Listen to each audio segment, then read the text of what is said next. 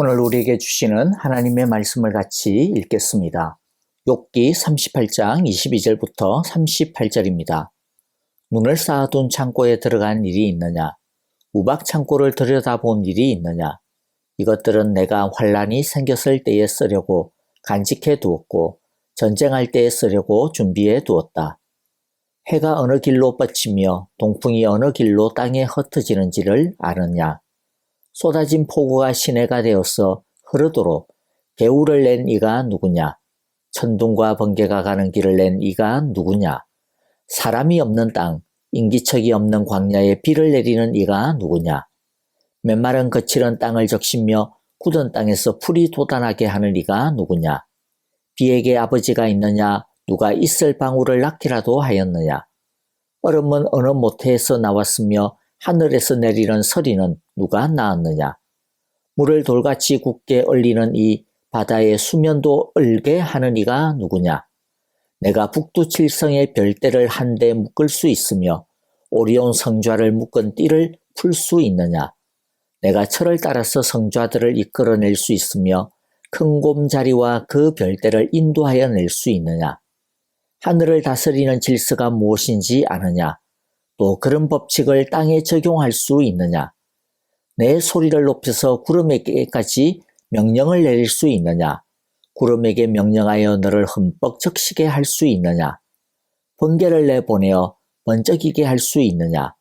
그 번개가 내게로 와서 우리는 명령만 기다립니다 하고 말하느냐?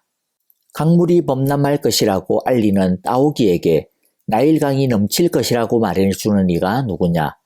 비가 오기 전에 오는 수탉에게 비가 온다고 말해주는 이가 누구냐?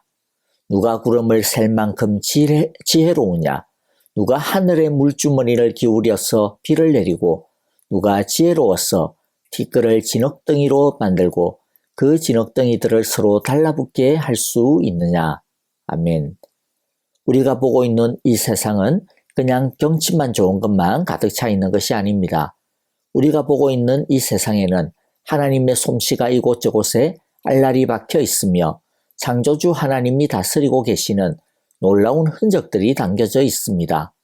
그러므로 우리 모두도 오늘 하루 하늘과 땅과 구름과 별을 보면서 하나님의 위대하심을 느낄 수 있게 되시기를 축복합니다. 하나님은 어제 세상이 처음 창조되던 그때의 모습을 가지고 욥에게 질문을 던졌습니다. 오늘은 하늘의 현상이 주를 이룹니다. 하늘을 통해 하나님이 어떤 분이신지 얼마나 대단하신지를 발견하는 시간이 되었으면 좋겠습니다. 첫째 22절에서 하나님은 눈과 우박 창고를 지으신 분이시다 말씀합니다. 이 눈과 우박으로 무엇을 하십니까? 23절에 보니까 우리가 어려운 일을 당할 때, 전쟁을 치를 때 하나님은 이 눈과 우박을 가지고 우리를 도우신다고 말씀합니다. 눈과 우박이 우리를 돕는 무기가 된다는 말입니다. 여러분은 출애굽하던 때에 하나님이 이집트에 10가지의 재앙을 내리신 것을 아실 것입니다. 그때 사용된 하나님의 무기들이 무엇이었습니까? 물, 개구리, 파리, 이, 메뚜기, 흑암 등등 눈과 우박과 같은 자연이었습니다. 하나님께서 우리를 위해 싸우실 때 핵폭탄이 있어야만 하는 것이 아닙니다. 아무리 작은 자연현상이라 하더라도 하나님의 일을 이루는 데 있어서는 아무런 지장이 없습니다. 우리는 하나님이 우리를 무엇을 가지고 도우실 수 있을까 하고 걱정할 필요가 없는 것입니다. 둘째 24절 25절인데요. 하나님은 길을 만드시는 분, 길을 아시는 분이십니다. 해의 길, 동풍의 길, 천둥과 번개의 길, 그리고 개울을 내신 분이 하나님이십니다. 하나님은 홍해와 요단강 한가운데에도 대로를 만드시는 분이었습니다. 그 어떤 위협과 어려움도 하나님을 믿는 사람을 막을 것은 없습니다.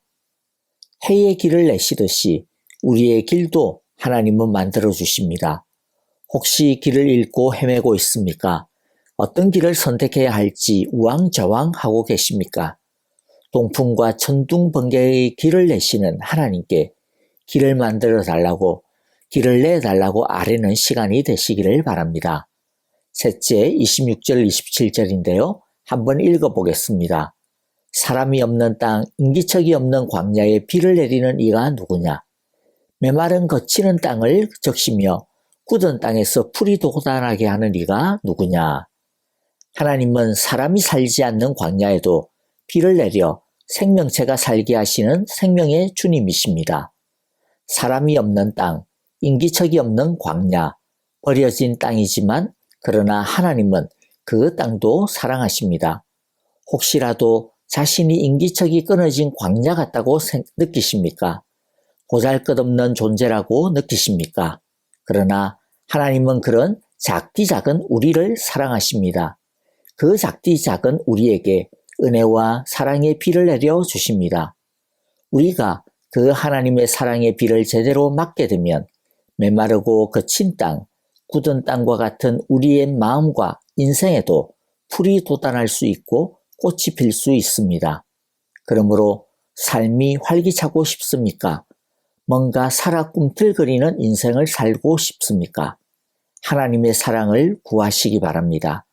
하나님의 사랑을 경험하시기를 바랍니다. 넷째, 하나님은 성질을 변화시킬 수 있습니다. 28절에서 30절인데요. 28절은 비의 생성과 구름이 비가 되는 신비한 모습을 말하고 있고요. 29절과 30절은 물이 얼음이 되는 것, 바다가 얼음이 되는 변화를 말씀하고 있습니다. 기체가 액체로, 액체가 고체로 그 성질이 변화가 됩니다. 하나님은 사물의 성질마저도 변화시킵니다. 그런 변화의 능력은 죄인을 의인으로 변화시켜 주시는 능력에서 극명하게 나타납니다.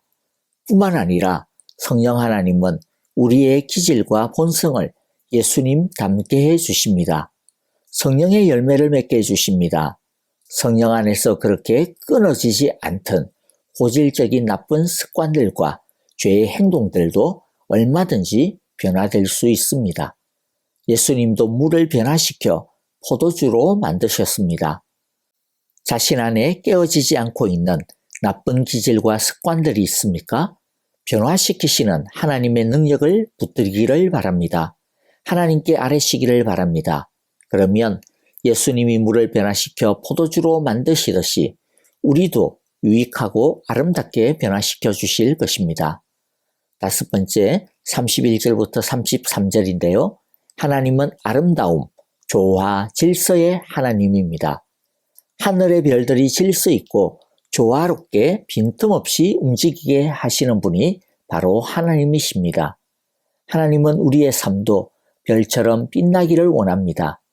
우리 안에 있는 모난 인격과 성품을 하나님은 당신의 말씀으로 아름답게 다듬어서 별과 같이 빛나게 하시기를 원하십니다.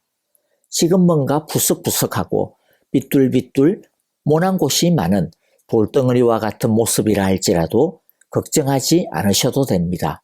하나님께 주여 나를 다듬어 주소서, 주여 나를 아름답게 하소서라고 기도하면 천지를 창조하시던 하나님이 우리를 변화시켜 주실 것입니다. 여섯째, 34절부터 38절인데요. 하나님은 동물에게까지 지혜를 주시는 분이십니다. 36절 보니까 강물이 범람할 것이라고 알리는 따오기에게 나일강이 넘칠 것이라고 말해주는 이가 누구냐? 비가 오기 전에 우는 수탉에게 비가 온다고 말해주는 이가 누구냐? 지혜의 근본은 하나님이십니다. 따오기에게 수탉에게 지혜를 주시는 하나님이 하물며 우리에게 지혜를 주시지 않겠습니까? 나일강이 범람하는 때를 아는 지혜는 당시 이집트 사람에게 가장 중요한 지혜였습니다. 왜냐하면 그 범람의 때를 알아야 농사를 제때에 지을 수 있기 때문입니다. 그러나 우리에게는 그것보다 더 크고 뛰어난 지혜를 하나님이 주셨습니다. 그 어떤 지혜보다 하나님이 우리에게 주시기를 원하시는 지혜는 하나님을 아는 지혜입니다. 구원에 이르는 지혜입니다. 복음을 알고 하나님의 말씀을 깨닫는 지혜입니다. 누구든지 마음을 열고 하나님을 알기를 원하면 하나님은 알게 해 주십니다. 하나님의 말씀의 지혜는 모든 사람에게 열려져 있습니다. 무슨 학위를 받아야만 IQ가 150 이상이어야만 하나님의 말씀을 알 수 있는 것이 아닙니다. 누구든지 성령의 비침을 받으면 하나님의 말씀을 깨달는 재미를 알게 됩니다. 세상에서 돈을 더 많이 버는 지혜만 찾지 말고 어떻게 하면 하나님의 뜻대로 살 수 있을까? 어떻게 하면 하나님을 더 기쁘게 해드릴 수 있을까? 하는 영생의 지혜를 구하는 우리 모두가 되었으면 좋겠습니다. 이제 함께 마음을 모아 찬양을 드리며 기도하겠는데요. 교회와 형제자매들을 위해 기도해 주실 때에 특별히 아프신 성도님들을 위해 기도해 주시기 바랍니다. 박윤경 전도사님, 정계자 전도사님, 황순금, 이동순, 노창득, 김내정 권사님, 이두상 집사님, 그리고 박한신 장로님을 위해 계속 기도 부탁을 드립니다. 오늘 하루 높은 하늘에 거하시는 크신 하나님을 경험하는 하루가 되시기를 간절히 바라고 기도합니다. 안녕히 계십시오. 감사합니다.